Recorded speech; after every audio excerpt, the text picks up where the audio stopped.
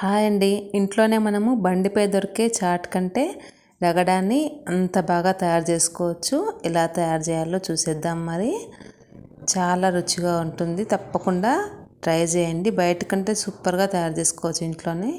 ముందుగా మనము బఠానీలని ఒక 8 అవర్స్ నానబెట్టేసుకొని ఉంచుకోవాలి. తర్వాత ఆ వాటర్ తీసేసి మళ్ళీ ఫ్రెష్ వాటర్ వేసేసుకోవాలి. తర్వాత కుక్కర్లో ఈ బఠానీలని వేసేసుకుందాము. ఇక్కడ ఒక 250 గ్రామ్స్ బఠానీలు తీసుకున్నాను నేను. వీటిని కుక్కర్లో వేసేసుకొని అవి మునిగేదాకా కాస్త వాటర్ వేసుకుంటే సరిపోతుంది. వీటికి ఒక మీడియం సైజ్ 3 ఆలుగడ్డల్ని ఇలా పీల్ తీసేసి కట్ చేసేసుకొని వేసేసుకోవాలి. దీనిలో కొద్దిగా పసుపు వేసుకుందాము. తర్వాత రుచికి సరిపడా కొద్దిగా ఉప్పు అన్నమాట. అంటే బఠానీలకి ఉప్పు పడుతుంది ఇప్పుడు వేసుకుంటే. తర్వాత మళ్ళీ కావాల్సినంత వేసుకోవాలి. మొత్తం చాటుకి సరిపోయినంత, అంటే రగడాకి సరిపోయినంత. ఇప్పుడు కుక్కర్ మూత పెట్టేసేసి ఒక 5 విజిల్స్ వచ్చే వరకు మీడియం ఫ్లేమ్లో 5 విజిల్స్ వచ్చే వరకు పెట్టేసుకోవాలి. మీరు నా ఛానల్ని ఫస్ట్ టైం చూస్తున్నట్లయితే తప్పకుండా సబ్స్క్రైబ్ చేసుకోండి, లైక్ చేయండి, షేర్ చేయండి. మన ఛానల్లో ప్రతి ఒక్క వీడియో కూడా డీటెయిల్గా ఉంటుంది. ఫస్ట్ టైం చేసినా కూడా మీకు పర్ఫెక్ట్గా వస్తాయి. తర్వాత కుక్కర్ వచ్చేలోపు మనం ఒక చిన్న బౌల్లో నిమ్మకాయ సైజ్ అంతా చింతపండుని నానబెట్టేసేసుకొని ఉంచుకోవాలి. ఒకసారి కడిగేసేసి నానబెట్టుకొని ఉంచుకుందాము. ఈలోపు మనకు చింతపండు కూడా నానుతుంది. తర్వాత మనము ఈ రగడాకి కావాల్సిన కూరగాయలని కట్ చేసి పెట్టుకోవాలి. ఒక 4-5 ఆనియన్స్, తర్వాత ఒక 2 టమాటాస్, ఒక పెద్ద కట్ట పుదీనాని మంచిగా కడుక్కొని సన్నగా కట్ చేసి పెట్టుకోవాలి. మన్ను ఉంటుంది కాబట్టి ఒక 3-4 సార్లు కడిగేసుకోవాలి. కొత్తిమీరని కూడా మంచిగా కడిగేసేసి కట్ చేసుకొని ఉంచుకోవాలి. తర్వాత మనము బాండ్లీ కానీ లేదంటే ప్యాన్ కానీ ఏదైనా తీసుకోండి, మందంగా ఉండేది తీసుకుని దాంట్లో కాస్త ఒక 5-6 స్పూన్ల ఆయిల్ వేసేసుకుందాము.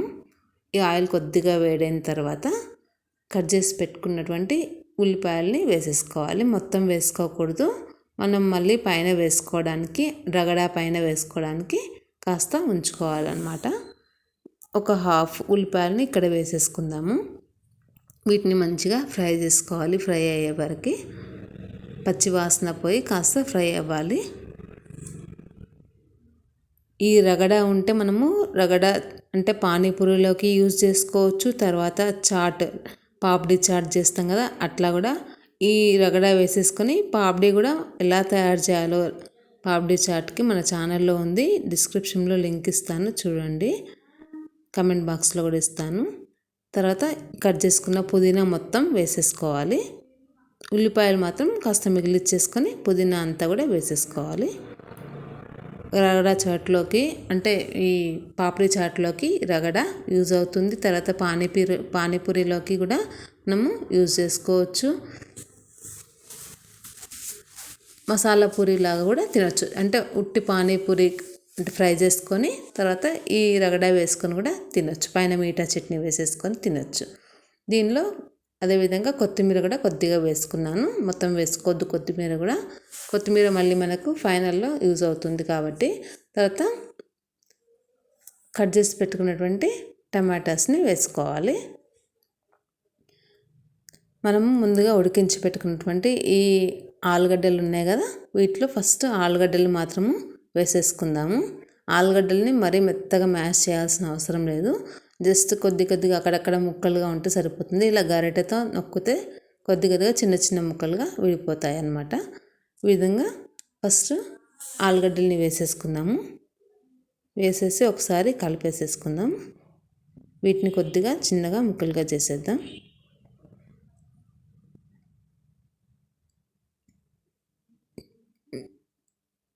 వీటిని కలిపేసేసి ఒకసారి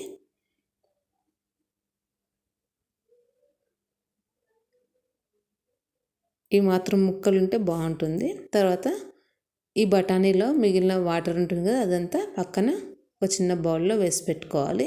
కావాల్సినప్పుడు ఈ వాటర్ని యూజ్ చేసుకోవచ్చు. మళ్ళీ ఈ మిగిలిన బఠానీలని కొద్దిగా అంటే మరీ మెత్తగా కాకుండా అక్కడక్కడ బఠానీ కనిపించేలాగా మెత్తగా చేసుకోవాలి. ఇప్పుడు చింతపండు రసం కూడా వేసేసుకుందాం. దీంట్లో మనము నానబెట్టుకున్నటువంటి చింతపండు రసం వేసేసి అది ఉడుకుతూ ఉంటుంది. ఈలోపు ఈ బఠానీలని మనము మెత్తగా చేసుకుందాము. అక్కడక్కడ బఠానీ కనిపించాలి, మిగిలింది కొద్దిగా ముద్దగా అవ్వాలన్నమాట. మీ దగ్గర మ్యాష్ చేసేది ఉంటే అలా కూడా మ్యాష్ చేసుకోవచ్చు, లేదంటే ఇలా గ్లాస్తో మ్యాష్ చేసుకోండి. పొడవైన గ్లాస్తో కూడా చేసుకోవచ్చు.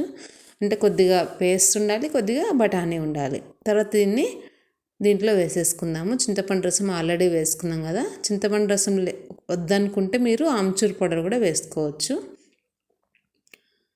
ఈ విధంగా వేసేసిన తర్వాత మిగిలిన వాటర్ కూడా వేసేసుకోవాలి. మనకి ఇది లూజ్గా అవ్వాలన్నమాట. అంటే ఉడికిన తర్వాత మళ్ళీ దగ్గర పడుతుంది. దీంట్లో ఇంకా మనము మసాలా అంటే చాట్ మసాలా, ఉప్పు, కారం వేసిన తర్వాత ఇది ఒక ఉడకాలి. ఇంకా పసుపు వేసుకొని మనము దీంట్లో రుచికి సరిపడా కారం వేసుకుందాము. ఒక పెద్ద స్పూన్తో ఒక హాఫ్ స్పూన్ కారము, అంటే మీకు కావాల్సినంత వేసుకోవచ్చు మీ టేస్ట్ని బట్టి. ఆల్రెడీ ఉప్పు వేసుకున్నాం కాబట్టి కాస్త ఉప్పు తగ్గించి వేసుకోవాలి. తర్వాత చాట్ మసాలా కూడా కాస్త ఉప్పు ఉంటుంది కాబట్టి కొద్దిగా చూసి వేసుకోండి. పులుపు ఉంటుంది, ఉప్పు ఉంటుంది. చాట్ మసాలా కూడా ఒక 1 స్పూన్ దాకా వేసుకోవాలి. అంటే నేను హాఫ్ స్పూన్ 2 టైమ్స్ వేసాను. 1 స్పూన్ వేసుకుంటే సరిపోతుంది. దీన్ని మంచిగా ఒక ఉడికే వరకు అలా ఉడికించుకోవాలి. తప్పకుండా ట్రై చేయండి ఇంట్లో. మీరు ఒకసారి ఇంట్లో చేశారంటే ఇంకోసారి మీరు బండిపై అసలు తినరు, అంత బాగా ఉంటుంది. చివరిలో మనము కొత్తిమీర వేసేసిన తర్వాత ఇంకాస్త ఉడకనివ్వాలి. ఆ ఫ్లేవర్ అంతా కూడా మంచిగా అవుతుందన్నమాట. అంటే కొత్తిమీర రసం కూడా దాంట్లో ఇంకి మంచి ఫ్లేవర్ వస్తుంది. చూడండి, ఈ విధంగా ఉడకాలి. ఒకవేళ మీకు కావాలంటే కొద్దిగా నెయ్యి కూడా వేసుకోవచ్చు చివరిలో, బాగుంటుంది. ఈ విధంగా ఉడికినప్పుడే ఈ కన్సిస్టెన్సీ ఉన్నప్పుడు మనం స్టవ్ ఆఫ్ చేసేసుకోవాలి. తర్వాత గట్టి పడుతుంది.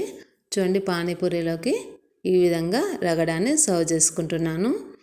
చాలా రుచిగా ఉంటుంది. తప్పకుండా ట్రై చేయండి. వీడియో నచ్చినట్లయితే లైక్ చేయడం మాత్రం మర్చిపోవద్దు. మీరు నా ఛానల్ని ఫస్ట్ టైం చూసినట్లయితే సబ్స్క్రైబ్ చేసుకోండి.